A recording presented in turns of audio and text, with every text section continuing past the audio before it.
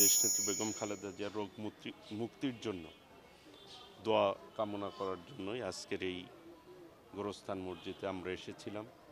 আমাদের কেন্দ্রীয় কর্মসূচি হিসাবে সারা বাংলাদেশে নামাজ পরবর্তী জুম্মা নামাজ পরবর্তীতে এই দোয়ার আয়োজন করা হয়েছে।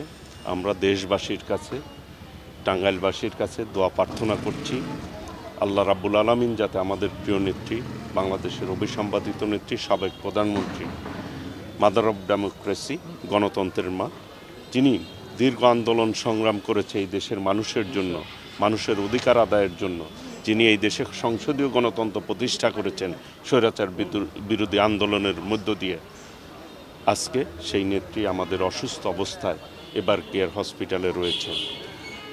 বিগত দিনে 6 বছর অন্যায়ভাবে ফ্যাসিস্ট খুনি শেখ হাসিনা তাকে জেলে নির্যাতন করেছেন এবং জেলে তাকে স্লো পয়জনিং দিয়ে মারার চেষ্টা করেছেন।